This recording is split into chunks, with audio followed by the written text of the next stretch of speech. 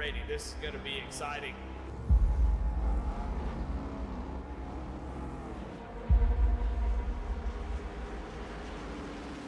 Here we go, career starts up, we go. Green flag is out and we're underway.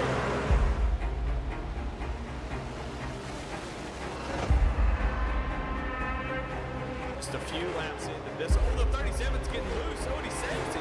Oh, they're going 3 wide.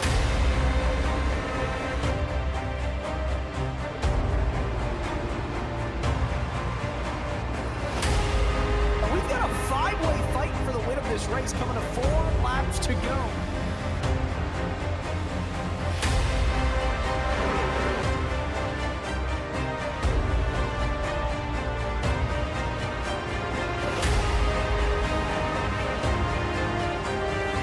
He's gonna win it here in spectacular fashion.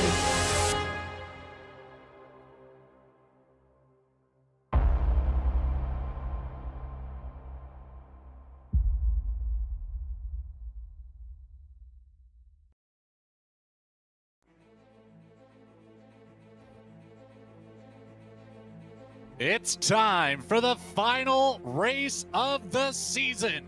Championship night is upon us for the Lincoln Tech IndyCar Series presented by Goat Locker Racing.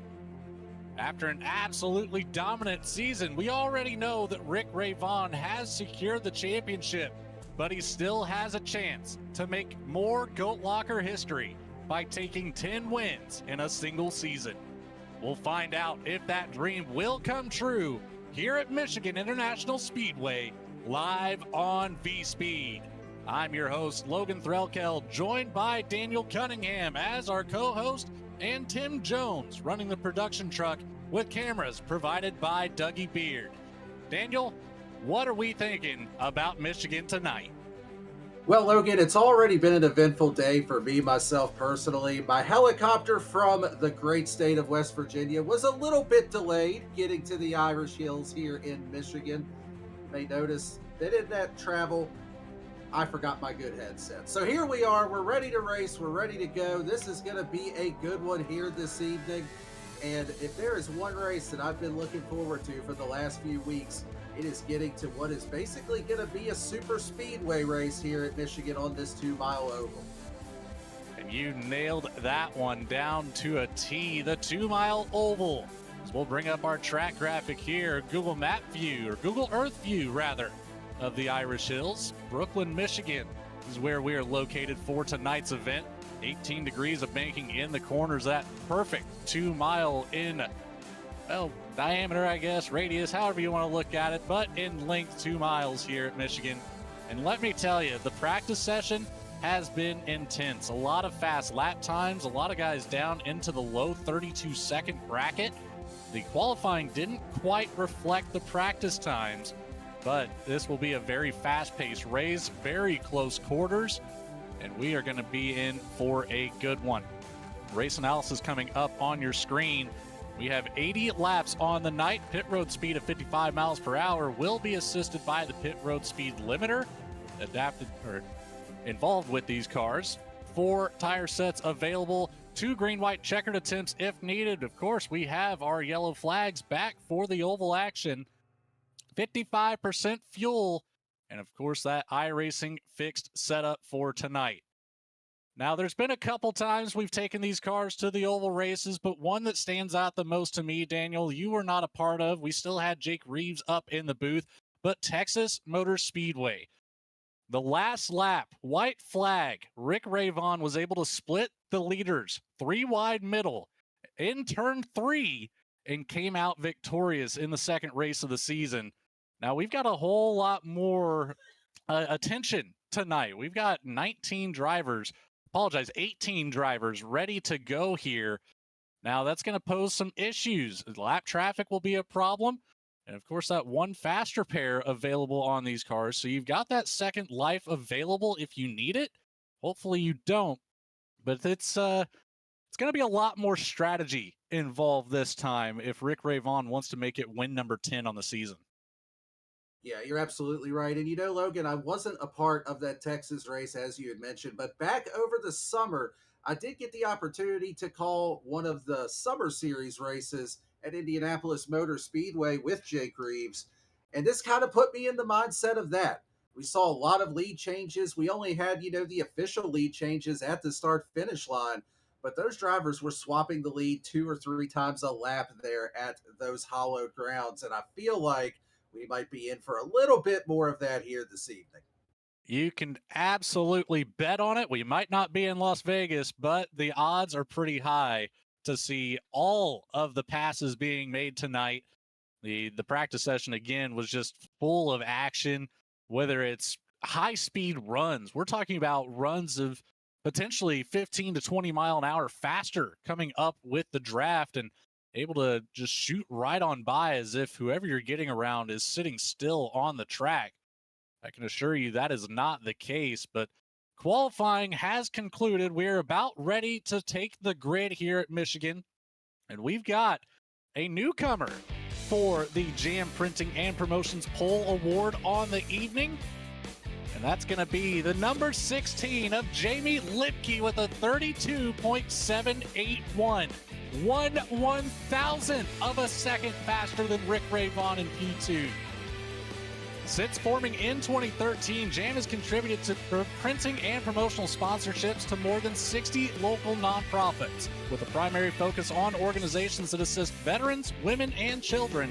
They have been with Goat Locker Racing since the very beginning, local and veteran certified. When they do well, they do good in the community.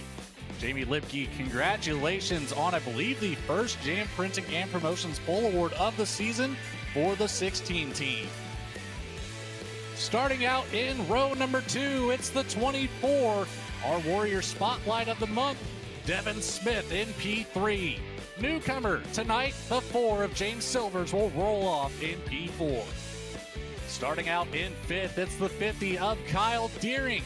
Next to the 59, another newcomer tonight, Terry Crouch takes up P6.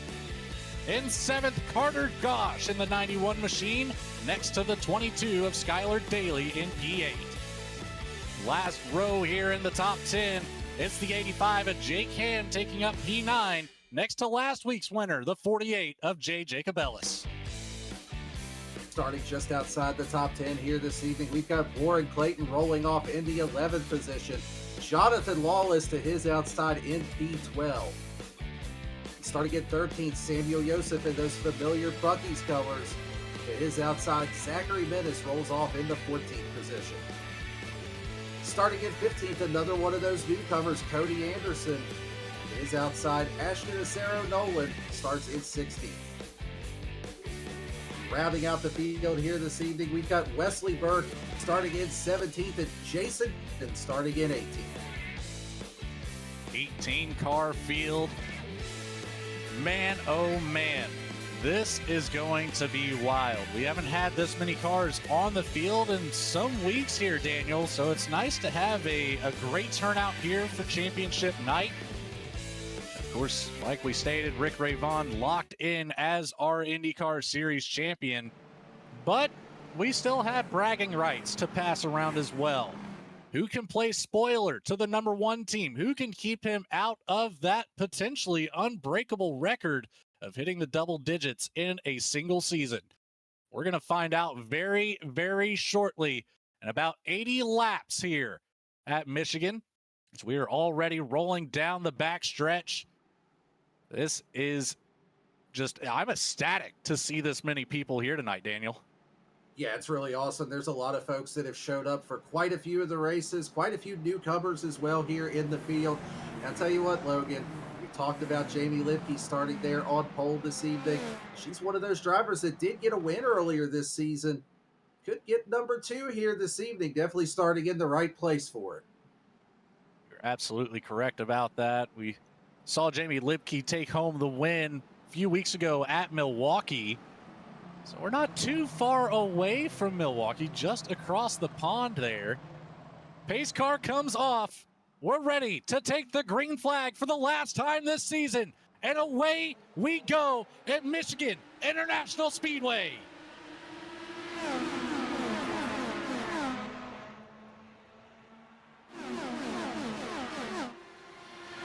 Side by side goes the entire field through turn 1. To the inside is Jamie Lipke. Gets out ahead of Rick Ray Vaughn. It's 3 wide right behind Ray Vaughn with Silvers, Smith, and Crouch nearly making it 4 wide down into turn 3.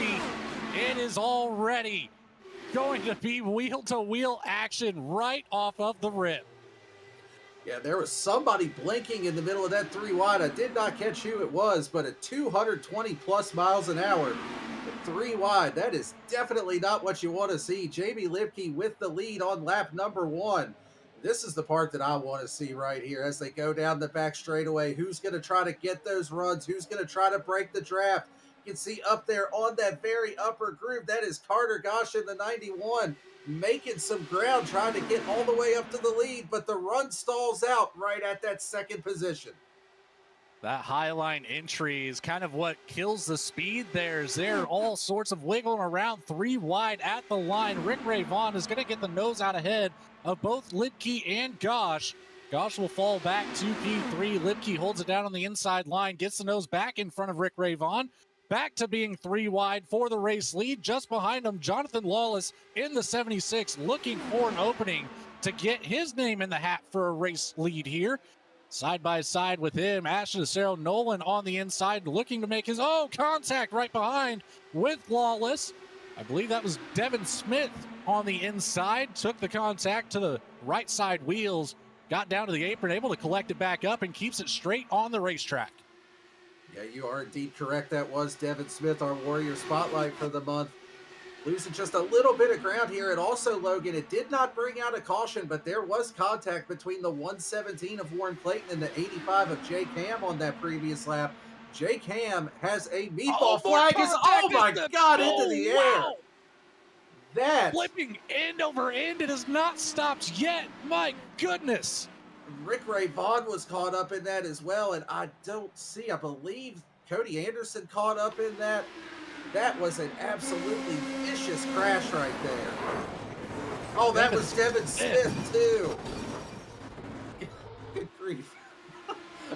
I shouldn't laugh at that, but oh my gosh, that doesn't just get you a trip to the infield care center. That is the type of wreck that gets you a trip to the county morgue around here. That is a very, very vicious hit. You can see Cody Anderson up there at the top line, just in the wrong place at the wrong time. Devin Smith goes for the most wild ride he's probably ever been on in his life, end over end. I couldn't even count how many times that car flipped. Rick Ray Vaughn with the right front wheel completely ripped off. So 3 drivers already having to use that fast repair, and you can throw Jake Ham and Warren Clayton in there too. So 5 drivers now have used their fast repair on the night. Of course, Ham and Clayton, a separate incident involving only each other. But Skylar Daly, Rick Ray Vaughn, Devin Smith, all getting wrapped up in it. Looks like Cody Anderson has also had to use his fast repair. So, yeah, that's quite the list to start the race off. Yeah, and Skylar Daly's incident was actually separate of everything else. It looked like that actually occurred as the field was checking up to catch the pace car. So really 3 different incidents here. And, you know, Logan, something that I noticed with Devin Smith after that wreck is it showed iRacing that he actually disconnected and reconnected. So, and I bring that up because I have actually had that happen where I have wrecked hard enough on iRacing that the sim just doesn't know where to put me at, and it actually disconnects me from the session. And I'm almost willing to bet that that is what happened to Devin Smith there also. Well, I don't know if you caught it there, Daniel, but in the YouTube chat, we have a rating on the flip. We're going to call it a gymnastics session, and Ray Ellingson giving it a 10 plus on the landing, I believe. So at least if one thing, the 24 certainly put on a show, but not necessarily in the way he would ideally want to. Luckily, though, at the front of the field, Jamie Lipke able to hold on to that pole position. We'll be taking this restart in control of the 16 machine. We're going to be single file here on these oval circuits. We're going to have at least one more pace lap around Michigan International Speedway. So while we have a second, let's give a big shout out to our Well, our sponsor of the series, Lincoln Tech, we couldn't do it without them. Lincoln's mission is to provide superior education and training to our students for in-demand careers in a supportive, accessible learning environment, transforming students' lives and adding value to their communities. They're one of the largest automotive technology schools in the nation with 23 campuses. Of course, they're the title sponsor of our IndyCar Fall Series and a very large part of Goat Locker Racing. Put your potential to work with Lincoln Tech. We thank Lincoln Tech for being with us this entire season here. It's been a great one on these Tuesday nights. If you haven't heard the news, this IndyCar series will be making a move. It'll be here still, but we're going to take it to a Saturday afternoon race instead of Tuesday. So hopefully you all can make the transition over to the Saturday night broadcast once our spring season kicks off in a couple months. And keep right up here with the IndyCar action. Pace car lights are off, still single file as we work our way down the back stretch. Alleviate potentially some of those initial incidents with the wheel-to-wheel contact on the restarts. That's the purpose of the single file here. But again, we generate so much speed in the draft of these cars. You mentioned it earlier, Daniel, 220 plus miles an hour on a 2-mile circuit. You don't even get to see that type of speed at a lot of the road courses we've been at. You might hit that 200 number on a long straightaway here and there, but more times than not, it's about 185 to 195 miles an hour. Pace car is off. Geico restart zone coming up, and the green flag waves for the second time tonight to take us to lap 8. Jamie Lipke with a huge jump on the field, but it's going to come back to bite them. Is Ashton Acero Nolan, Carter Gosh, and Terry Crouch are all in a line. Just wait for that draft to kick up, and they'll be shooting right around the 16 machine with a heap of speed over Jamie Lipke. Yeah, that big jump is usually beneficial when you go to a lot of these tracks, but not the case here in these Indy cars when you head to these ovals like this. A lot of times it can be more of a detriment. As you can see, the battle for second is on there. Battle for third, fourth on back. There are a lot of drivers and not a lot of room. And take a look at that 70 of Ashton Acero Nolan. See the YouTube chat out there giving him some love, saying he's come a long way, come far with his racecraft. We had seen him struggling just a little bit at some of the road courses, but out there showing his oval prowess today. He's looking to the outside of Jamie Lipke for the lead, not quite able to complete the pass just yet. But right there on the wing, almost. No, there is contact. They're both into the wall. Coming back down the track. Oh, goodness. We had one shoot right underneath. Ward Clayton right underneath, I believe, as well. It could have been, actually, I believe Clayton stayed on the track. Who's that other orange and white car? I don't believe that was Samuel Joseph in the Bucky's car that actually went basically underneath of someone that was flipping through the air. We're definitely going to have to unpack this on the replay here. There was a lot going on with that incident, including our top two runners on the track here. And just as we were talking about it, we'll go ahead and chalk this one up to a broadcaster's curse. Maybe a little bit of net code there at first too, but Ashton Acero Nolan going for a ride that rivals that of Devin Smith, and good grief, somebody. I mean, I'm almost certain that was Samuel Joseph that took the road less traveled there and literally went underneath of the bouncing car. I believe it was actually the 22 of Skylar Daly, but we still had one. Yeah, so Joseph made the first pass underneath, and then it was Skylar Daly that went through the grass underneath Ashton Acero Nolan. Now, you mentioned the broadcaster's curse. Daniel, I'm going to flip the script this week. We're going to put that one on the YouTube chat tonight. It looks like Trent down there was the one that made the comment about how far Ashton has come. And, that was... I heard the race communications from Skylar Daly after that. We're going to omit that from the record, but you could pretty well fill in the blank that the race suit needs to be changed. Yeah, I think that definitely qualifies for Pucker Factor Zulu here in the IndyCar series. And looking out the YouTube chat, I see, is this a race or a limbo contest? And also Andy Card saying, my back really hurts watching these wrecks. And you know what? I can understand that. Well, to go along with that, how low can you go? We're going to find out probably more than a couple times tonight, as these wrecks have already been vicious. Devin Smith with the first one of the night that really just set the tone for how these cars react with the catch fence and the wall and just contact overall. And of course, we're going to double down on that with the most recent incident here. And well, we said it at the beginning. It's going to be action packed. It's no doubt about that. Starting it off very, very early. Happy to see everybody joining us in the chat today. You're in for a good one. We're already getting bits and pieces of just how this race could go. We've seen it time and time again on these oval tracks, just how brutal it can really be. Of course, we don't have the cautions available, or local cautions only on the road course. So it's a big difference here for the oval. But stacking it back up, pace car lights are off. Terry Crouch now takes over the lead with Carter Gosh and Jay Jacobellis falling in line. And Crouch is another driver to keep an eye on, coming in for the first time this season. I believe mentioned it's been quite a while since they've been in the seat of one of these Indy cars.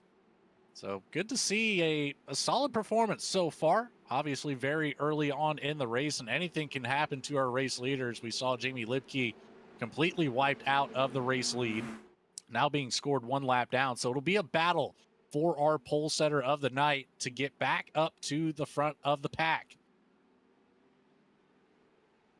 Yeah, definitely got her work cut out for her. You can see Rick Ray Vaughn currently the first car one lap down. So in position to potentially get one of those laps back. And even just taking a look at our top five, you've got guys like Carter Gosh, Jay Jacobellis, Zachary Menace, drivers that have made starts throughout the season. And then you've also got Crouch and Silvers making their first start. So nice mix of drivers up there in the top five as we get ready to send this race back green. As we exit turn 4, the pace car will come off. We're going to set the green flag to start lap 13 for the third time tonight, with Terry Crouch in control this time. Into the restart zone we go. Green flag waves, and on the loud pedal, and immediately at the back of the pack, we've got one of our drivers falling into pit lane. That is going to be Ashton Acero Nolan in the 70 machine. One lap down, still with a meatball flag. It looks like he's already used that one and only fast repair on the afternoon, so the 70 machine will likely have a lengthy stay in the pit box. Back up at the front of the pack, Carter Gosh right on the trail of Terry Crouch, looking to the outside in turns 3 and 4. Dives it down to the inside, looking to get the crossover. Takes it down to the apron and across the line. At the front goes Carter Gosh.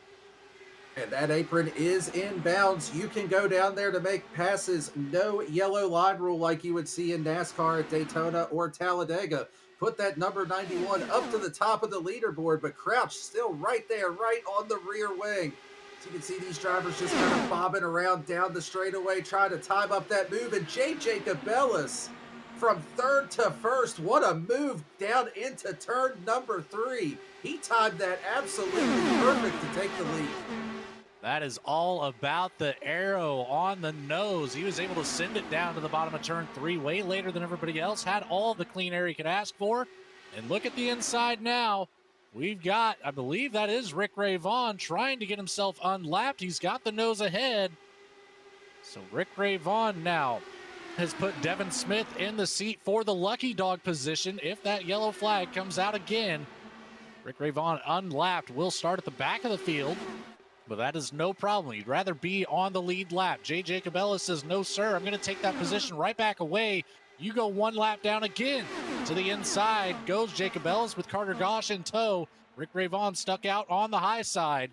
James Silvers in the 4 machine, holding it way down on the bottom there, nearly on the apron in turns 1 and 2. And Silvers the one with a little bit of a connection issue here. Yeah, and if you're JJ Cabela's, you want to try to keep Rick Ravon a one lap down, so that way, hopefully, you don't have to race him quite as much because we know how fast he is. But there you see James Silvers. He did recover from that little bit of a connection issue, racing his way up to the lead, put the 4 at the top of the leaderboard for the first time here today. But Jacob Ellis trying to fight back, and then you've also got Ravon down there on the bottom, still trying to get his lap back as well. As the entire field snaking down the backstretch, still too wide throughout most of it. Got to be very, very careful with the wheel-to-wheel contact, as a lot of our field, over half of our field actually, has already used that fast repair that is available for the night. So from this point on, if you get hit, you are likely not making it to the checkered flag. So expect a little bit cleaner racing, as we are 4 wide at the back of the pack coming through 1 and 2, nearly 5 wide even. There goes another car, almost airborne. Able to keep it on the track, but that is Warren Clayton in the 117, and trying to see, is that Wesley Burke in the 09, the other driver that is involved? Luckily, only 2 of them collected this time, as that could have been way worse. But you see the shot right up to the top of the track from the bottom. Wesley Burke, heavy damage on the right front. Warren Clayton already has used that fast repair. He will be out of this race. Oh, man, that looked like, goodness, was that... Trying to see who that was in that it was in the Marines car, but I didn't quite catch who it was. Came up the track just a little bit into Warren Clayton, shot him up the track, and then it was on from there as far as the rest of the incident. But yeah, you mentioned it, Warren Clayton already used that fast repair on the evening, so that is pretty much gonna be it for his night. Significant damage and an unfortunate ending for him. The Marines car being piloted by the 50, or well, the driver of the 50, Kyle Deering. Luckily I don't think he made contact with Warren Clayton, but it certainly unsettled the 117. Had to make that quick adjustment. It's unfortunate to see, but Wesley Burke will be able to utilize that fast repair, as he's still making his way around the track, as our race leader and second place are both going to bring it down pit lane here. J.J. Cabela's James Silvers. We're going to be followed by a couple more drivers. Looks like Terry Crouch, Cody Anderson, Carter Gosh, actually just about the entire field. Zachary Minnis will stay out in the 31 machine. Just about everybody else, unless you are in a lucky dog position or a potential wave around spot, then you are not coming down pit lane. Looks like Zachary Minnis will be the one to kind of spoil that party of the wave arounds. Burke made it safely into his pit stall. He will utilize that fast repair. Go ahead and take new tires and top up on fuel. But while we've got a second, let's say thanks to another one of our fantastic sponsors here at Goat Locker, Save 22. Save 22 is a 501c3 organization dedicated to preventing suicide among veterans, active duty personnel, and first responders. Our unwavering mission extends to 4 critical pillars: shield, assist, volunteer, and educate. You can visit them at save22.vet. Take a look at what all they do behind the scenes. It's quite a bit, let me tell you, and it's a fantastic work that they do over there. So make sure you give them a visit. Check it all out. Of course, sponsoring the Save 22 Truck Series on Friday nights, which will be coming up on Championship Night this Friday as well. Of course, all of our Goat Locker series coming to a close this week, ending it off with the InVets Xfinity Series on Sunday.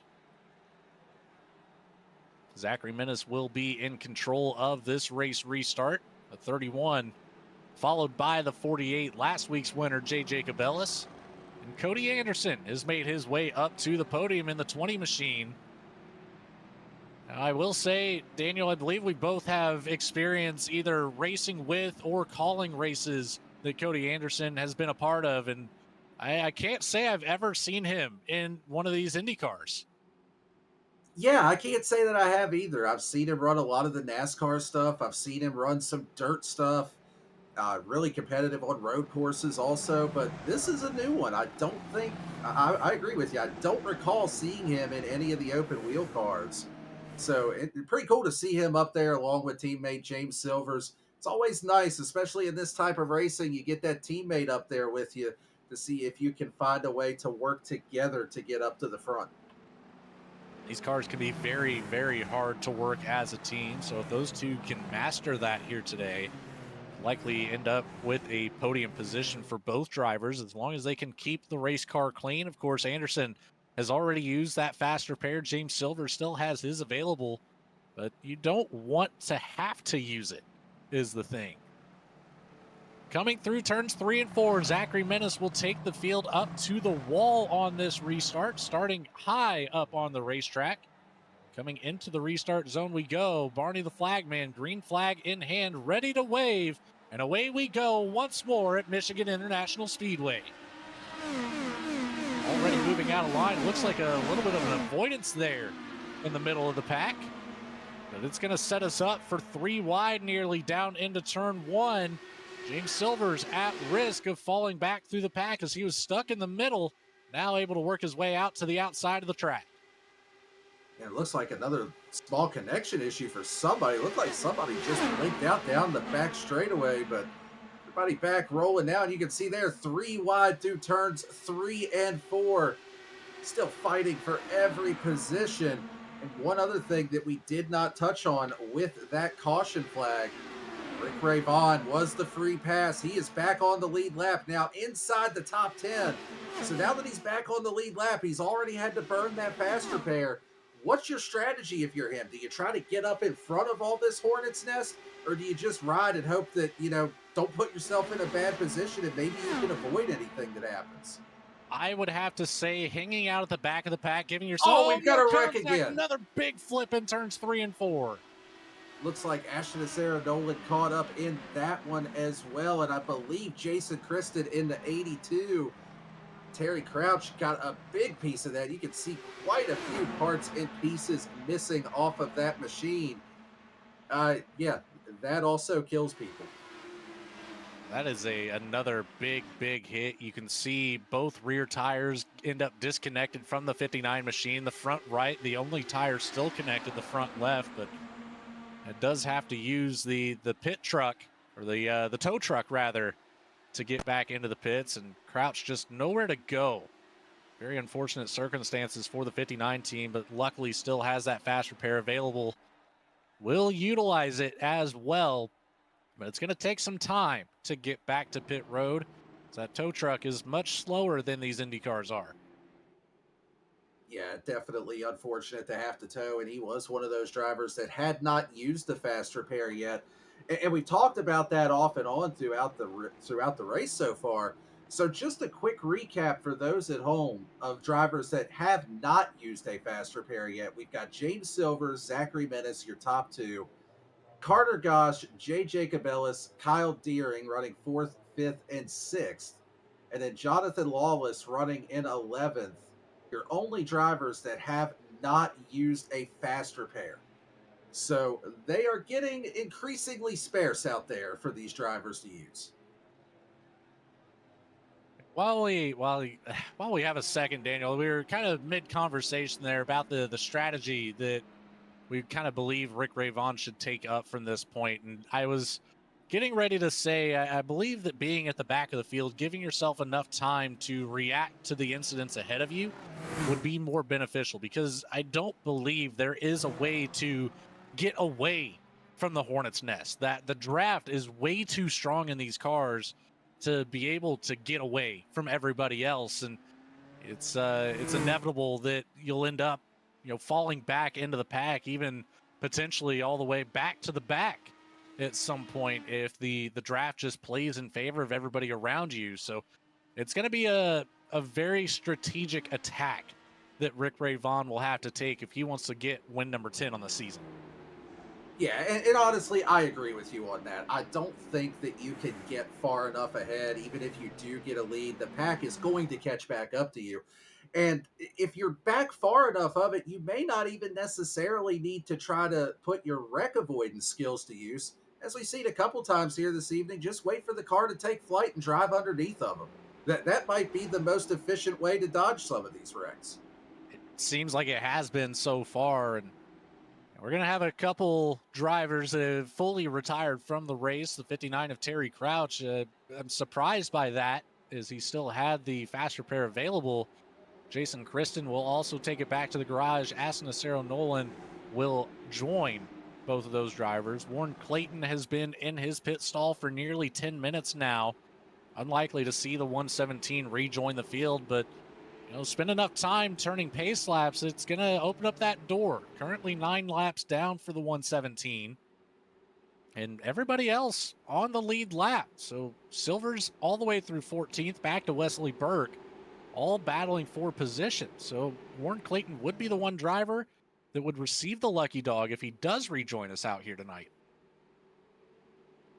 Yeah, and, even with the field kind of thinning out just a little bit, I mean, you still can't rule anything out. Just what may happen with incidents.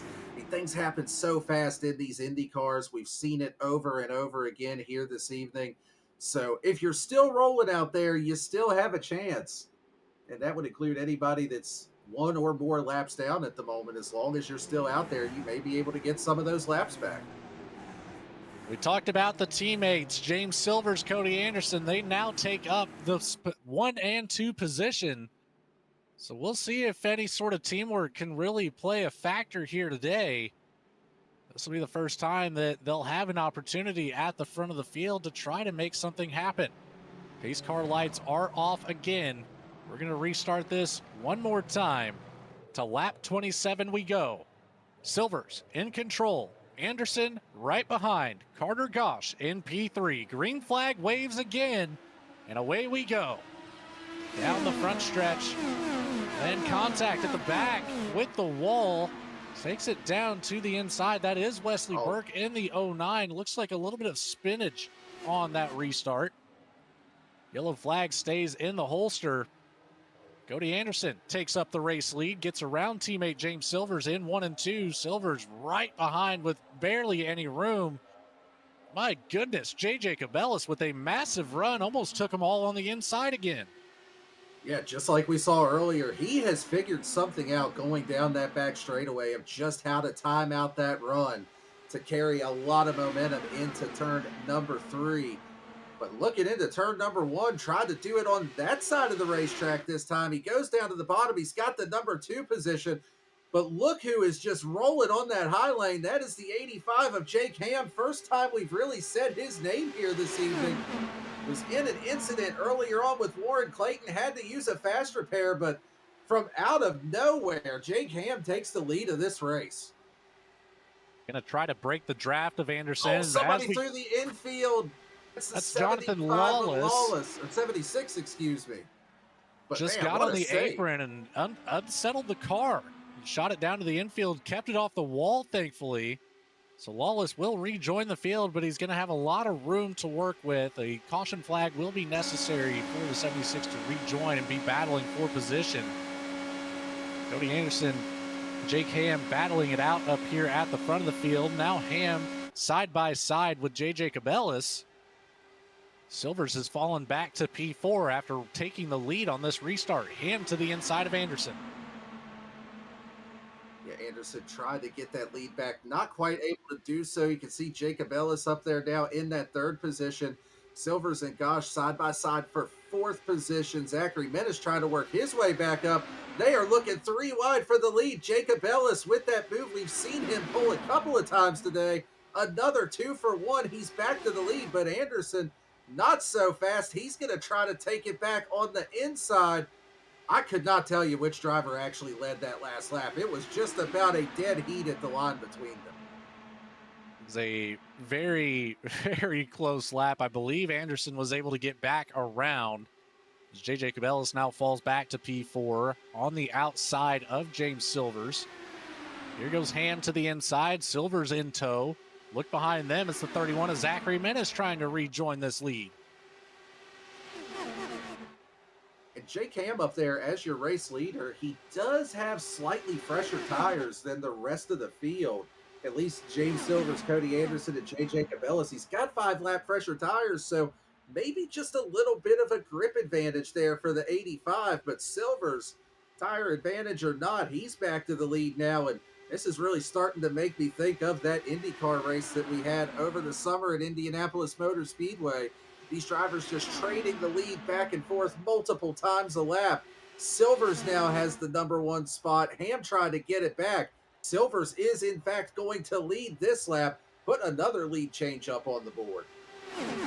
Silvers, I don't know if you noticed it, Daniel, able to block both lanes and puts dirty air on the nose of Jake Ham and JJ Cabellas. Cody Anderson was able to capitalize over Jacob Ellis. He's worked around the outside using the draft of Jake Ham right now. Jacob Ellis will stay in the draft as Silvers down at the bottom of the track. So it's going to be side by side entering turn 3. Behind them, Devin Smith and Kyle Deering battling it out for that 5th position. Jimmy Lipke, our pole setter on the night, working back up through the field now, holding on to a top 5 at the moment. But we're 3 wide right there for it. Hold on tight, Lipke. It's going to be a wild ride if you can't get yourself separated here. It's either looking 3 wide down the back straightaway. Man, I would be nervous if I'm in the middle of this one, but Jamie Lipke on that recovery trail from the earlier incident was a lap down, had all that damage. She is now back in the top 5 as we take a look here from just behind the right front tire of that machine. Just ever so slightly gets down below that seam. Just trying not to put the tires too far on that seam. Oh, there's a wreck a little bit further back in the pack. Looks like Skylar Daly and Devin Smith wrapped up in it this time. Smith with the rear wing ripped off. Daly made contact with the wall. A very broken race car on the 22. Take it back here on the V-Speed Instant Replay. It starts with Daly getting a little bit of dirty air on the nose and slides up the racetrack. And, oh, man, just a hard hit to the EMS entrance.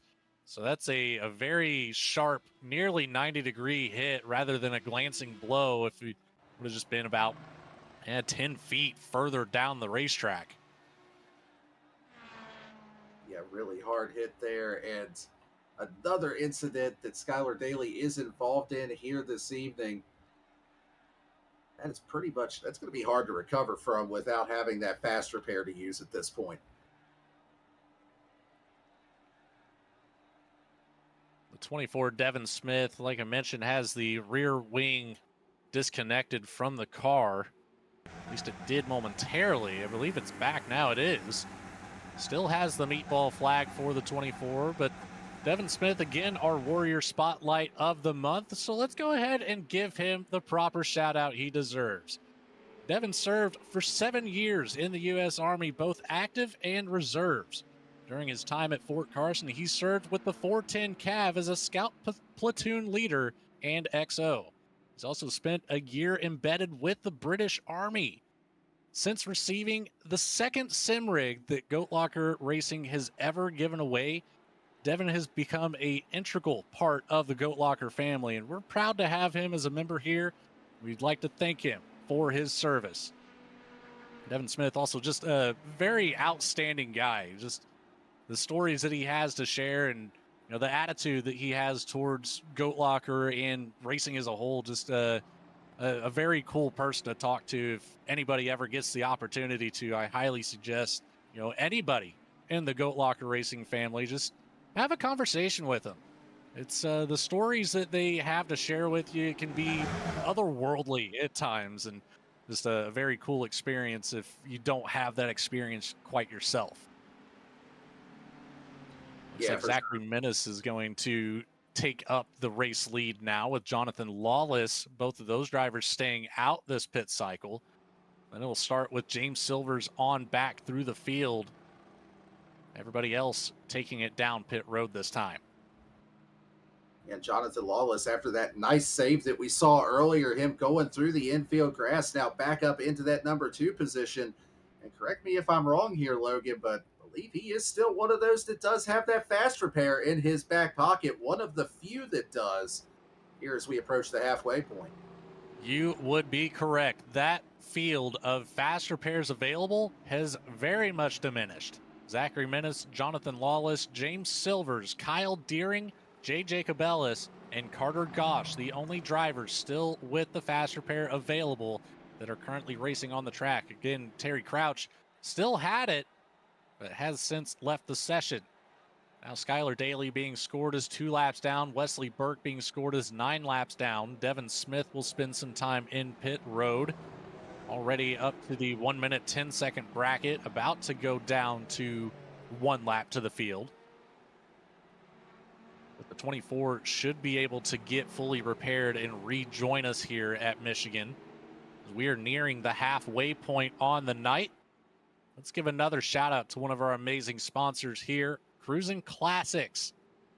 Located in Columbus, Ohio, Cruisin' Classics has a beautiful 56,000 square foot showroom filled with hundreds of unique automobiles. There's something for everybody out of their hand-picked selection of muscle cars and hot rods. Come on down and visit the facility today or check out their website at cruisinclassicsinc.com.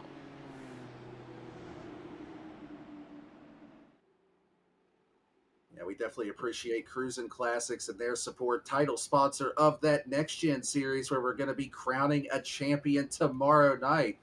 Man, that series has put on a lot of great racing this season as well. So it'll be interesting to see how that one plays out tomorrow. You'll be able to catch that one here on B Speed as well.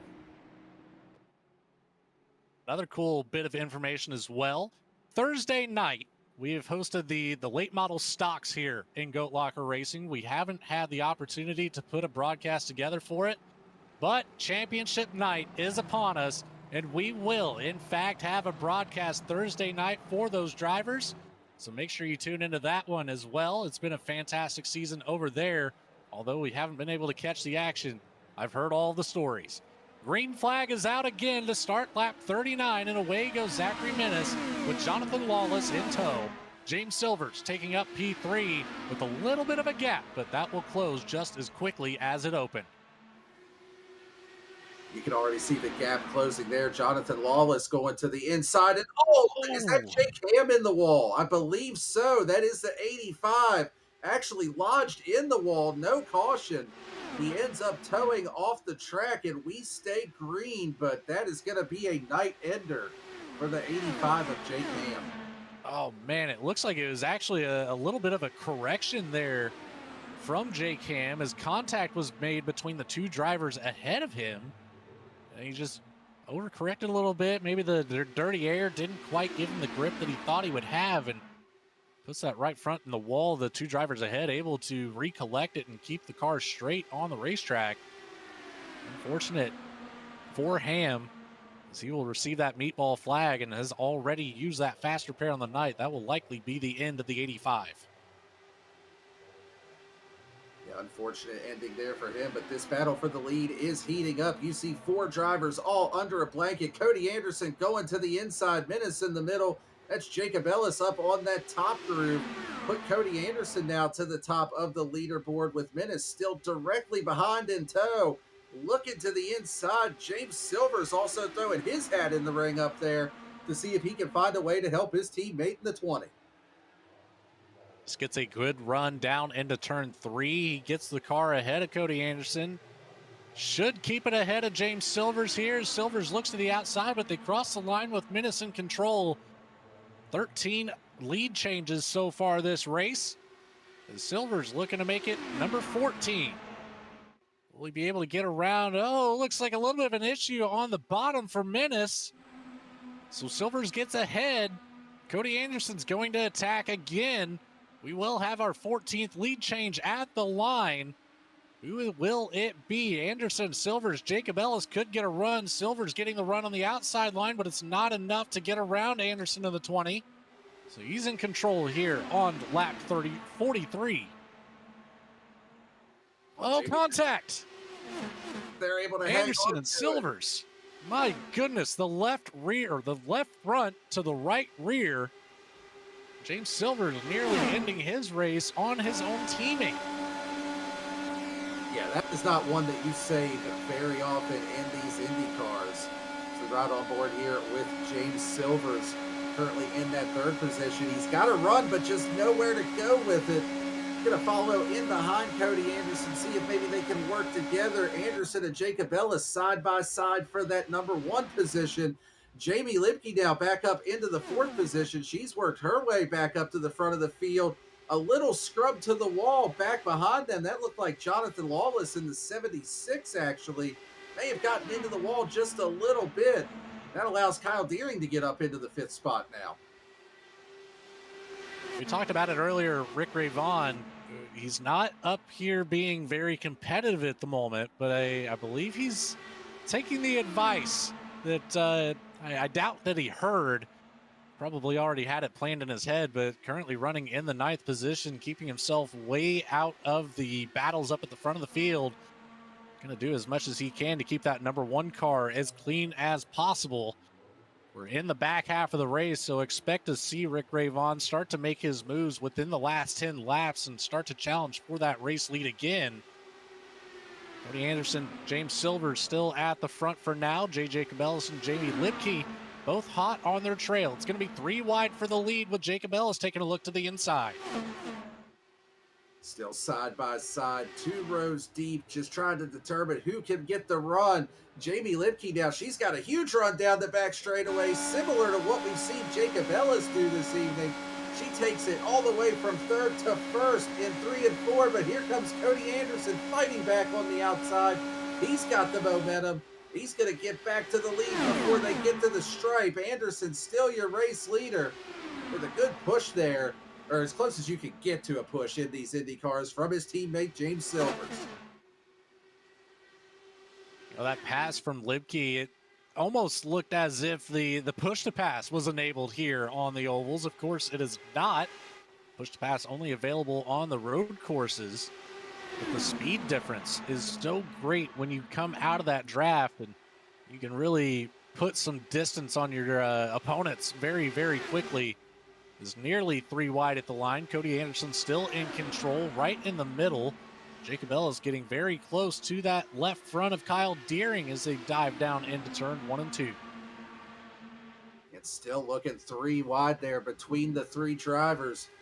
Sort it back down to 2 wide and throw Kyle Deering up here. First time we've really seen him this close to that lead pack this evening.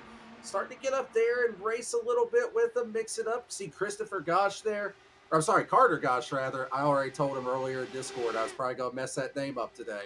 So apologies to him, but Carter Gosh now up there racing around in that top pack. 6 cars basically underneath a blanket right now. Rick Ray Vaughn just riding back there in 7th behind this group. This is a bit close for what would be my comfort. It's nearly contact at the front of the field again between Anderson and Silvers. Not very much room for air left between those cars on the back straight entering turn 3. I believe this is just about the longest run that we've had with one car in constant control. It looks like the team effort here is to keep everybody else at bay for the moment. Silvers and Anderson both running bottom and top here, but it's controlling the entire rest of the field. Jacob Ellis says, Kyle Deering says no more. I want the race lead. He'll shoot it to the inside of both Anderson and Silvers. Gets right up in front of Anderson. He's going to answer back with a look to the inside. I believe it was Kyle Deering at the line for his first lap lead of the night. It was definitely close between those two. Anderson got the nice run down the straightaway with James Silvers in tow. And Logan, I'll be honest, they're doing a great job with this teamwork. The 20 and the 4 are right now. I did not think that it was quite this possible with these Indy cars. I mean, you can't throw late blocks. You can't control the lanes quite as well as you can with some of the NASCAR cars that we see out on track. So I'm impressed and a little bit surprised that they're able to control these lanes the way that they have. Well, don't look now, but Rick Ray Vaughn has since moved from the 9th position up to the 5th spot. Just got around Carter Gosh coming down into turn 1. So Rick Ray Vaughn starting to put the pressure again on these leaders. We know that he's had success late race, as we mentioned earlier, the Texas race where he shot 3 wide middle on the white flag lap in turn 3, able to take that victory at Texas. Looking to set himself up again as he's now moved up into the 4th position around Kyle Deering. Now into 3rd as he gets the inside on James Silvers. Rick Ray Vaughn on a move looking for P2, gets past Jamie Libke now. My goodness, he's collected 4 positions in the matter of about a lap and a half. A really impressive drive up through the field right there from Rick Ray Vaughn in the 1 car. But now, here's the question. Can you find a way to break up the teammates there at the front of the field? You can see they were separated just a little bit, but now Anderson on the bottom, Silver's controlling that upper lane. They're side by side, almost contact between the 2 teammates. Now, though, Samuel Joseph in there, he's worked his way up into the 5th position, trying to find his way up to the front of the field for the first time today. Only driver in the top 5 with the fast repair still available, the 4 of James Silvers. Then back behind that, it's the 50 of Kyle Deering, Carter Gosh, J.J. Cabellis, Zachary Menace, and Jonathan Lawless still have theirs available. They're all still playing it relatively safe, not quite inserting themselves entirely into the battle, putting themselves at risk. So it's not a bad call by any means.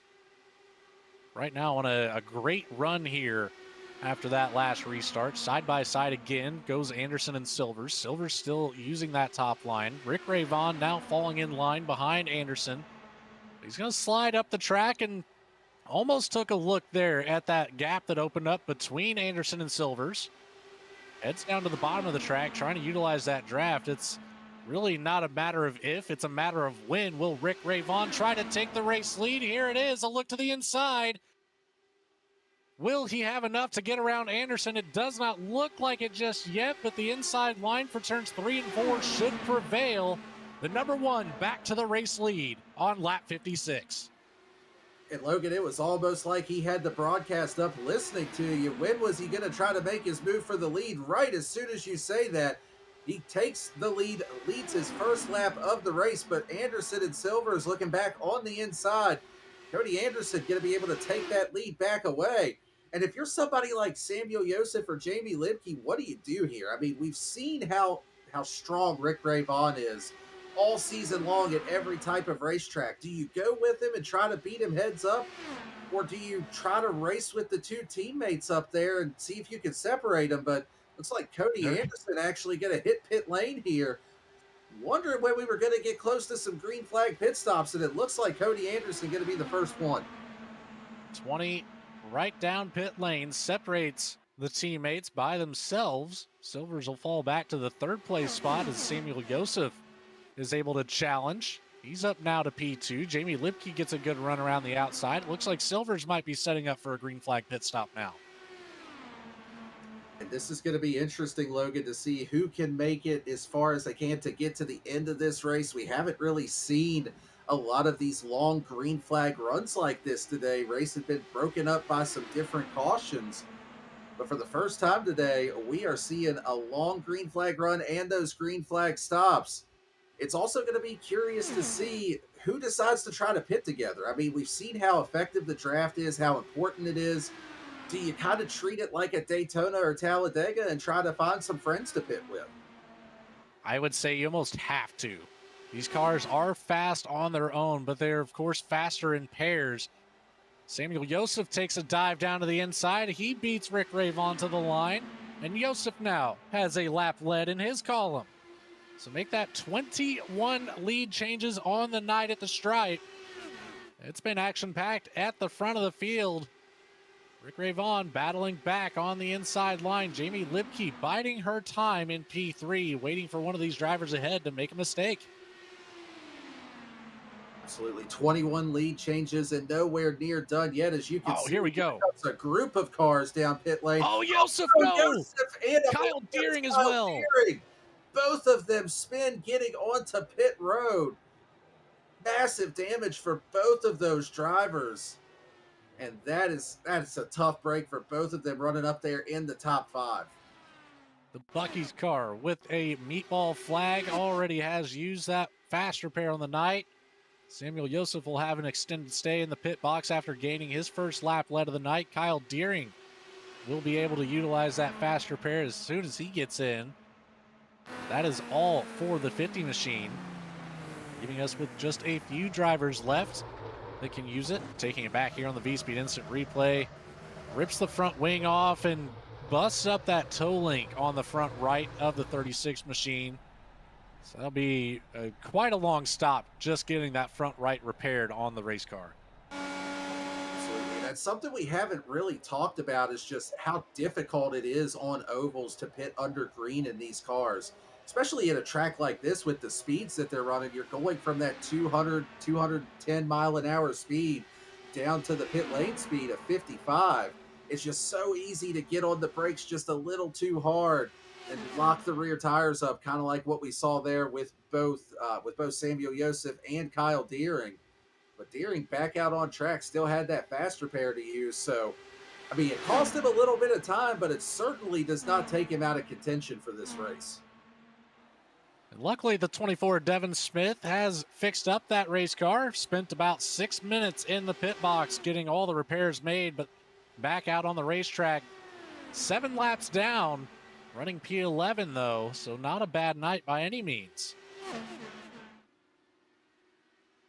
No, still a really solid run for him, sticking with it. And depending on how long it takes for the damage on Samuel Joseph's car to get fixed, could still see a top 10 here out of that number 24 car. But battle for the lead, we've got Rick Ray Vaughn, Cody Anderson, just a half second separates the two of them. No other help up there for these lead two drivers. So now if you're Cody Anderson, what is your game plan here? Do you try to get up there and maybe find a way around Rick Ray Vaughn? Or do you look at it and say, Jamie Lipke, James Silvers, JJ Cabellas, these drivers are only a little over 2 seconds back. Maybe I drop back, catch them, and we can work together to try to get up there and get around the one car. It's very hard to say. Just about any strategy could really come into play. But for now, Rick Ray Vaughn and Cody Anderson will set themselves aside from the rest of the field. Anderson, newcomer to tonight's event, but looking to play spoiler on that race win number 10 of the season for Rick Ray Vaughn. JJ Cabellas, Jamie Lipke back about 2 seconds behind Cody Anderson. So not quite in draft range, but if they can inch just a little bit closer here and make it another 4-car battle for the race lead, certainly keep things interesting, especially with James Silvers right there as well. See if we can get those teammates hooked back up and try to work their magic like they were earlier, controlling both lines. And as we say that gap is slowly closing back up to the race leaders. It was 2 seconds, now down to 1.5 as these pack of 3 starting to work together and really making up the ground now. They have nearly a full second gain this lap over the race leaders. Yeah, they're doing a really nice job of working together. The one thing that I noticed is that Jamie Lipke kind of got a run there on the previous lap, and JJ Cabellas just let her go. Just let her go, get out ahead of you, and then you can use the draft to pull right back up behind her. Kind of see the same thing here. Jacob Ellis gets a run, but now they're close enough within that draft range of these leaders. You can just kind of battle it out as they split Cody Anderson. One high, one low. They put him 3 wide in the middle. Puts Anderson back to 4th, and Jamie Lipke with a ton of momentum looking to the outside of Rick Ray Vaughn for the lead. And gets back to it before the stripe. Jamie Lipke right back where she started, in control of the race. Now 9 laps led for the 16 machine that time by. And we are within the last 15 laps of the race. Dan, it's going to be very interesting once we get all these top 5 back together here. Kyle Deering will be about 5 seconds behind our 5th place driver. Carter Gosh able to get around Deering there for the P6 position. We'll see if Gosh can make up any of that ground working together. Zachary Minnis set further back. So it's going to be, a very fast 12 laps remaining. Yeah, and I think if you're Kyle Deering on back, you basically need a caution to get back into it at this point. These top five drivers rather have broken away from the rest of the field, led by Jamie Lipke, and she's actually pulled out to a half-second lead now over James Silvers in that second position. So, first time this evening that we've seen somebody be able to kind of pull away from the pack other than just initially after a restart. Lipke doing a really nice job, but I would still have to think that you get that far out in front, you're basically just a sitting duck. You've got to try to keep them just close enough to where you can fend off those runs once they get the momentum. See how the 16 to Lipke attacks the remaining laps of the race. As this time by will leave us with just 10 to go. That's only about 5 minutes of green flag racing here. The lap times at the 33.2 second mark for Lipke this time by. It is, there's so many different things that you have to think about this late in the race to be able to try to defend that position as James Silvers will close up that gap. Lipke snaking down the backstretch trying to break the draft, but Silvers able to hold on to it, staying right at the 0.2 of a second mark. It's that's right in the draft bubble there for James Silvers. I'm surprised the run isn't greater for the 4-car right now. And Logan, I kind of wonder, maybe is James Silvers just trying to bide his time? He's in that number 2 position. I almost feel like that's where you would want to be on the last lap. I mean, we've seen it so many times just today, how big of a run you can generate, especially if you start working on it at 3 and 4 on the previous lap. The last lap move might be the way to go. I'd rather be playing offense than trying to block that run, knowing that if we make any contact because I throw a late block, it's not going to end well for either driver. You're absolutely correct. That is the worst place to be, in my opinion, on the white flag, is in the race lead in these cars. The runs that you can generate are just so incredible as the race leader. If you have to defend that position, you have to be absolutely perfect. You cannot make even the slightest miscue. Otherwise, you are not going to make it to that checkered flag. James Silvers, Cody Anderson now back to 2 and 3. So the teammates ahead of Rick Ray Vaughn and Jay Jacobellis, both of them setting up for the attack on Jamie Lipke. And now if you're Jamie Lipke, you've really got to be just a little bit more worried with the teammates of Silvers and Anderson back in second and third, where maybe they can start working together and trying to generate that run like we were talking about. Anderson here actually taking a look to the outside of his teammate Silvers to see what he can find up on that top group. But I like what Jamie Lipke is doing. She's just keeping that bottom lane in tow, trying to keep it to where you only have to worry about the run coming from one particular direction. Doing a really nice job, but right now it looks like Silvers with a little bit of help from his teammate Anderson. And the yellow caution flag flag is flies. out right as Silvers was getting ready to set up that run. And that is going to set us up for a late race shootout here at Michigan. Looks like it's going to be the 31 of Zachary Menace, a single car spin this time. Take it back here on the V-Speed Instant Replay. It'll be down in turns 3 and 4, just clips the apron with the left side tires and around the rear end goes. There it is, just enough to really just get a little bit of extra air up underneath the car. Oh, Devin Smith going through the grass to avoid that. What a move from the 24 machine. Yeah, I did not catch that on the first go round, but man, what a move to miss that wreck. I am seeing this correctly, Daniel. I think this is going to take us to a natural green-white checkered. And of course, remember, we have 2 remaining on the night. If this does end up being a green-white checkered, it could be a green-white checkered +1. We'll have to find out here. The V-Speed math, not quite what it used to be. But we've got another moment to say thank you to another one of our fantastic sponsors. Let's say thanks to InVets. InVets aids in transitioning to civilian life, focusing on job placement and finding the right community for veterans and their families to ensure their success and happiness. They are a veteran nonprofit located in Indiana with the goal of bringing veterans to that state to live and work. They're also the title sponsor of the Sunday series. As we mentioned earlier, it's championship week, so make sure you check it out. That battle for the podium spots of the Xfinity series will be quite fierce. It was a very fun race this past Sunday. It's a very, very competitive field, let me tell you, Daniel. Yeah, what better track to pick for the finale than Old Atlanta? Not the new super speedway version. That's going to put on a really good show. We ran that back over the summer, I believe it was. And yeah, the tire wear, it puts so much back in the driver's hands.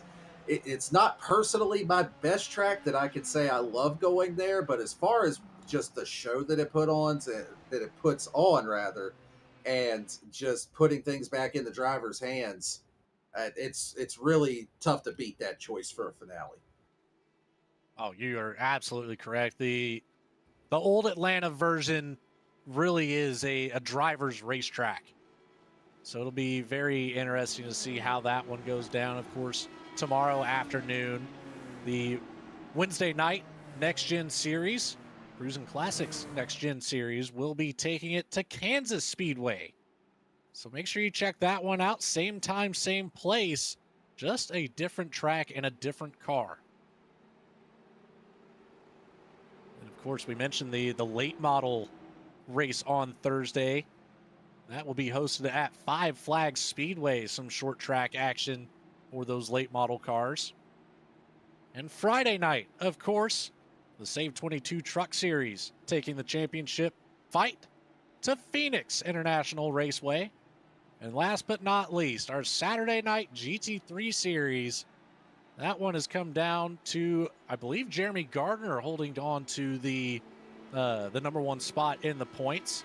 And that one will finish up at Monza, the Monza Grand Prix this Saturday night. Yeah, that'll definitely put on a good show as well. And how cool is that? I know you talked about it a little bit earlier, Logan. We haven't had any broadcasts for the late model series on Thursday this season.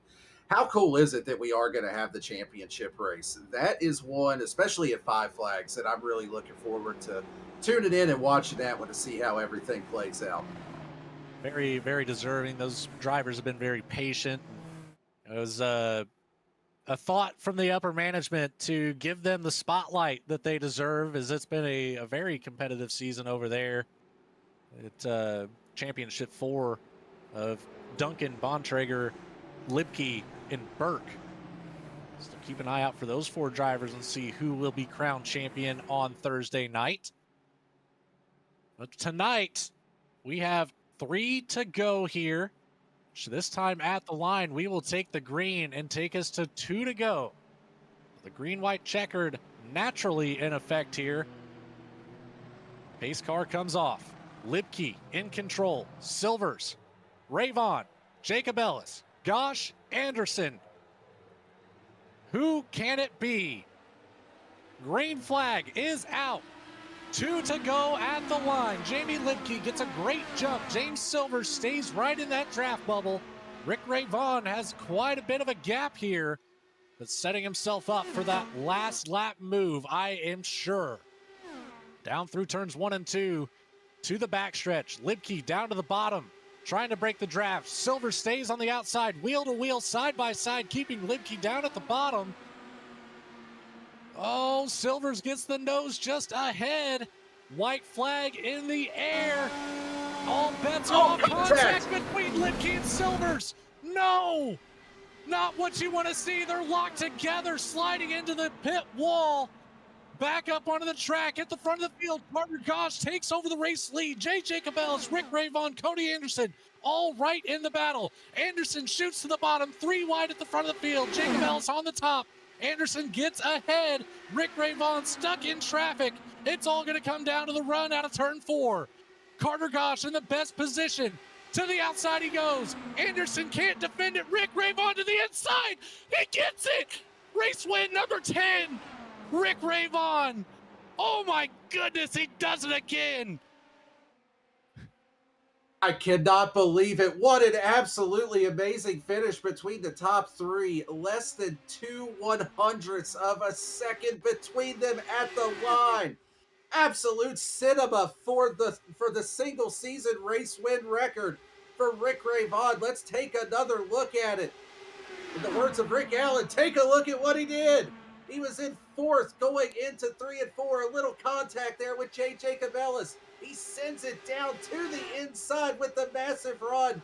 Just enough to get back to the line and put himself in victory lane for the 10th time this season.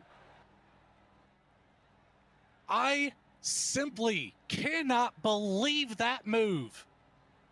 As heartbreak falls on the 16 of Jamie Lidke. What a race she had tonight. Battled all the way back up to the race lead. Unfortunate contact with the 4 after the white flag comes out. And an aggressive celebration from Rick Ray Vaughn on race win number 10 to cap off a championship win for the number 1 team. My goodness, you cannot write that type of a finish. You absolutely could not script it any better. Just an absolutely amazing finish, just showing why these Indy cars put on such a great show here on these ovals. And you know what? Personal lobby, this series is back next season. I hope that we see a few more of these ovals for finishes and races just like this one. Oh my goodness. Well, folks, we're going to send it to a quick commercial break so I can regather my thoughts and catch my breath after that. We're going to have a quick word from our sponsors, and we'll have a quick word. Well, not really a quick word. We're going to let these drivers take their time on who they have to talk about during the race and shout out, but we'll be right back with interviews with our top 3. Stick around, everybody. We'll be right back.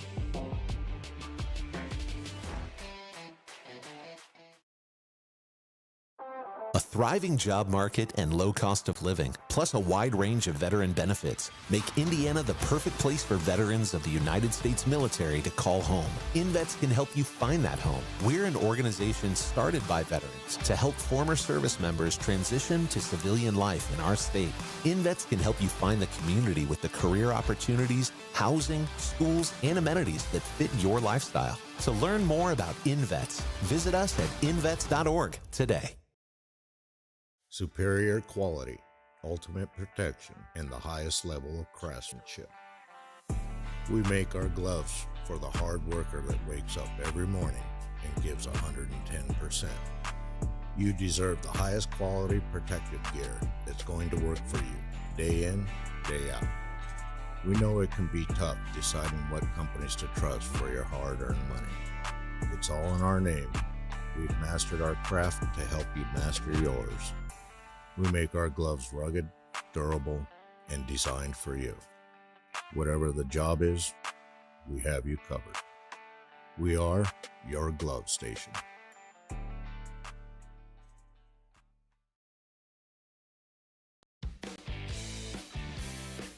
Well, we are back in the Irish Hills of Michigan International Speedway. I have finally caught my breath. The altitude got to me. I'm a little lightheaded after that call, but what a finish we had, Daniel. That was possibly, I think, the closest finish of the entire season. We had 5 cars. Our top 5 were separated by 1/100th of a second. Kyle Deering in 5th place with that, just .123 away from Rick Ray Vaughn. If that isn't just a storybook ending to what has been an incredible season, I don't know what is. But let's get right to our race results. As we saw it live, Rick Ray Vaughn does it again with the last lap move with less than 100 yards to go to the start finish and takes the home race win number 10 and caps off his championship season here at Michigan. Carter Gosh with quite the drive tonight, just 1/100th of a second away from taking home victory and playing spoiler to the record-setting season, the 91 in P2. Cody Anderson with his first show of the series. He's going to walk away with the podium spot. We'll have a quick word with him in just a second, but drives it from 15th up to 3rd. Jay Jacob Ellis, a solid outing following his win last week, rolls off tonight in P4. Kyle Deering in the 50 machine, another stellar performance here tonight. And again, just 0.123 away from a potential race win for the 50 machine in P5. Jonathan Wallace, he's able to keep it up here and takes home P6 for the 76 team. And again, heartbreak for Jamie Libke after the contact with James Silvers right after the white flag waves the 16 from pole back to 7th. The 4 of Silvers will follow up on his first event of the series in P8 with Zachary Minnis in the 31 taking home 9th and Devin Smith in the 24 rounding out the top 10. First driver outside the top 10, Samuel Yosef, comes home in the 11th position after a really competitive night early on. Saw that pit road miscue that doomed his chances at a win here this evening. Jake Ham comes home in the 12th position. Skylar Daly comes home in 13th. Wesley Burke in 14th. Newcomer to the series, Terry Crouch, comes home in the 15th position. Jason Kristen in 16th. Ashton Acero Nolan in the 17th position. And rounding out the field here tonight is going to be Warren Clayton finishing in 18th. 6 cautions on the night, but 27 lead changes. Those are only counted at the start-finish line, everybody. That's how you know that the action was hot all night long in Michigan. Let's get to our interviews with our podium finishers, and we're going to start out with our third-place driver, Cody Anderson, making his first appearance on the season. Cody Anderson joins us in the booth. You got a copy, driver? I got you.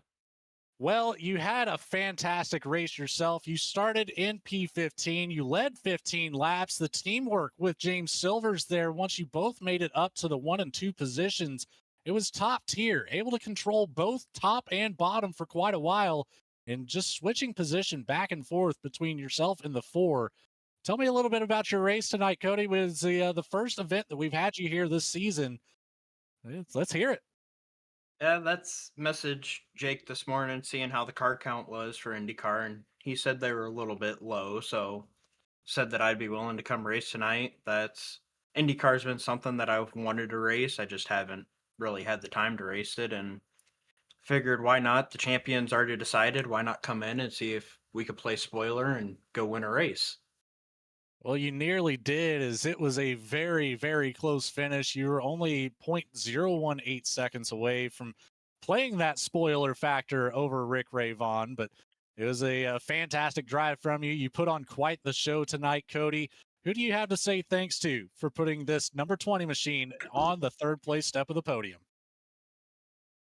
Ooh, sponsories. Jam Printing and Promotions, Lincoln Tech, you guys at V-Speed, Alexander PCs, just everybody with GLR. That's the mission that they have here, the veteran-based league, all the veterans that they're helping by bringing them into racing and into the Discord, just seeing everybody that may not be a veteran or in the service that really appreciates all the men and women that are in the service.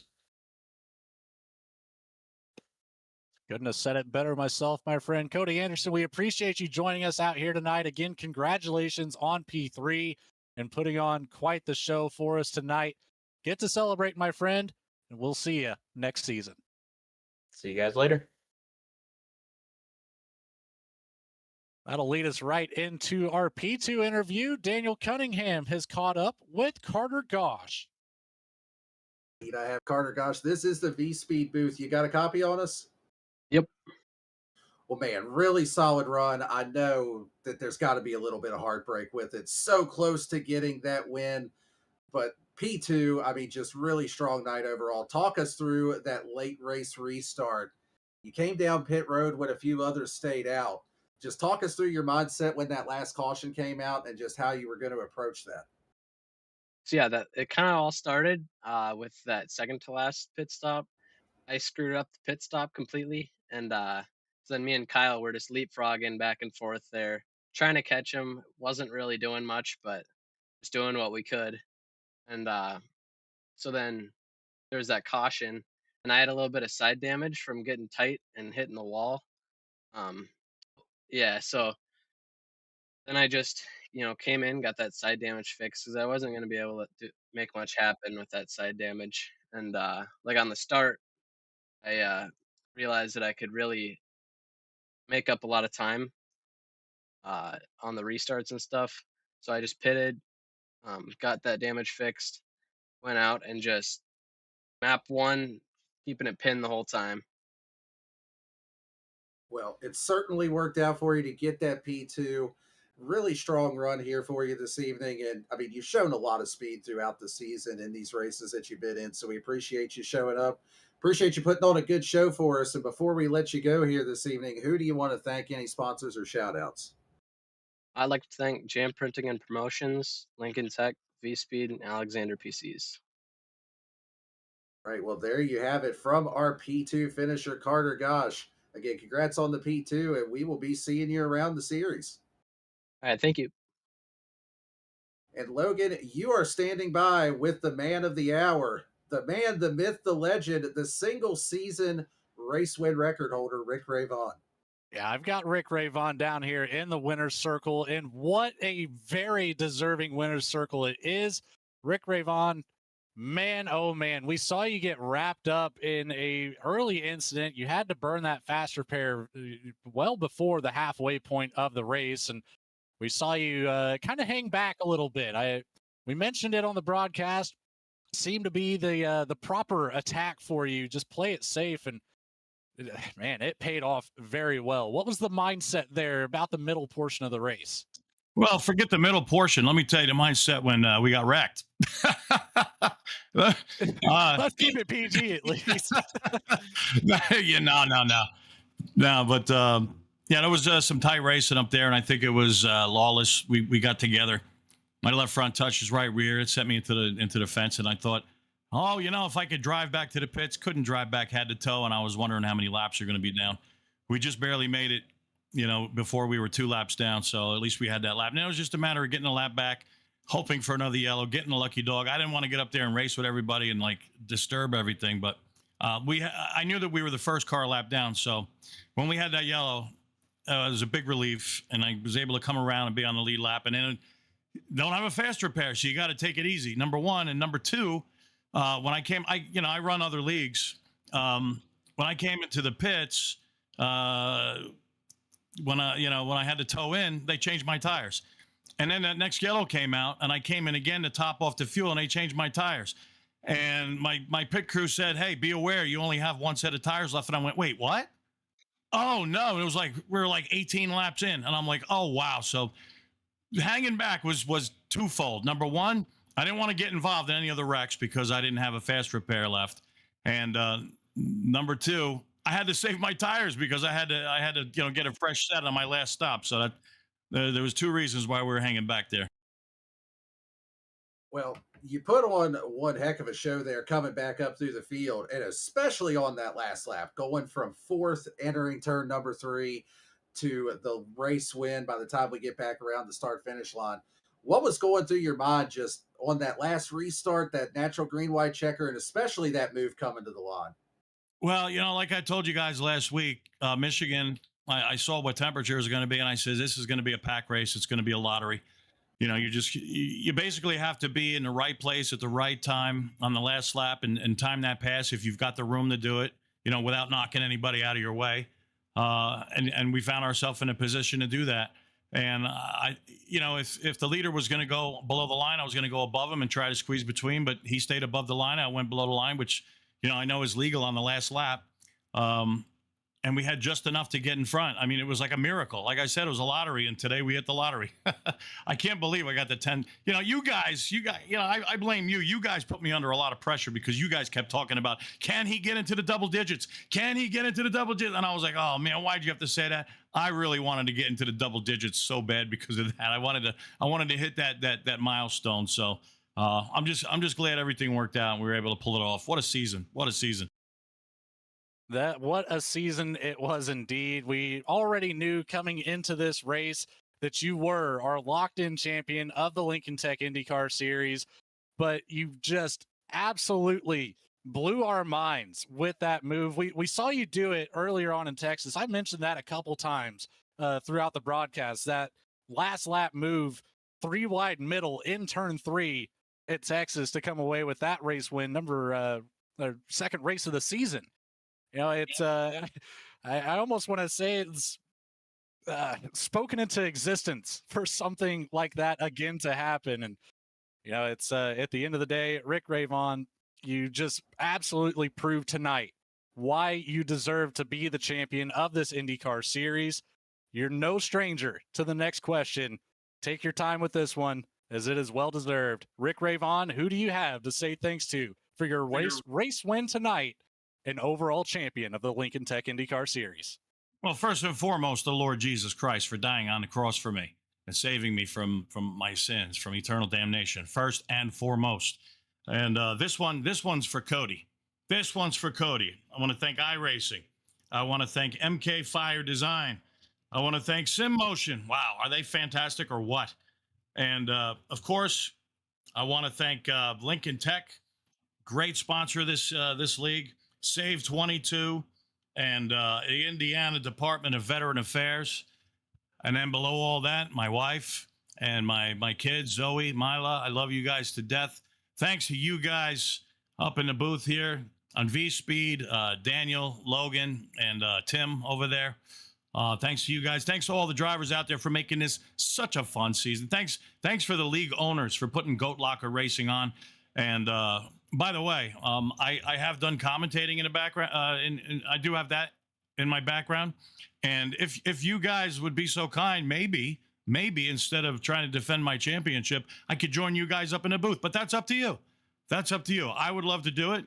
I think the chemistry would be great. I'd have a great time doing it. Now that I have a full season driving with these guys under my belt, I've got some knowledge of them, and I'd love to do it. But I'll leave that up in the air.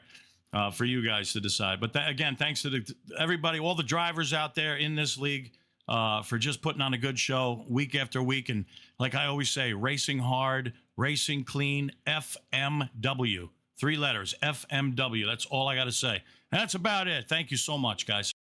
Well, congratulations once again, Rick. Your trophy and your application for the commentary spot will be in the mail. But for now, get to celebrate, my friend. That is one of the most well-deserved championship race wins I have ever seen. Get to celebrating, buddy. Thank you, Logan. Thank you, Daniel. Thank you, Tim. God bless you guys. See you next season, either on the track or in the booth. You got it. Rick Ravon, everybody, your Lincoln Tech IndyCar Series champion and winner at Michigan International Speedway. What a race we had on our hands. There was no shortage of action anywhere to be found. Daniel, what are your final thoughts on tonight's event and our season as a whole? Man, I mean, we've talked about it so much, and even Rick Ravon mentioned we put a little extra pressure on and talking about being the first one to get to double-digit wins in a single season here in Goat Locker Racing history. But you just can't really understate what a dominant and what an impressive season he had here. And even had a win taken away in the process because of the tire change rule. So just hats off to him, hats off to all of these drivers. I know this is a little off the beaten path of what we normally do here in Goat Locker, more focused on the oval NASCAR type of stuff. But these drivers did a really nice job adapting and just putting on a good show for us each week to call. You hit the nail on the head with that. But for now, our time has come to a close. It's been quite the season. looking forward to more action come springtime. For everybody behind the scenes at Goat Locker Racing, Patrick Dravick, Jamie Barkas, and all the other fantastic admins, race directors, and race controllers, thank you for tuning in tonight and the season as a whole. We hope you enjoyed it. For everybody behind the scenes at V-Speed, Adam Baker, Bradley Cooper, Morgan Cook, of course, Eddie Smith, and the rest of the crew of commentators and production artists. Daniel Cunningham, appreciate you joining us in the booth tonight. And of course, Tim Jones taking up the production truck with cameras by Dougie Beard.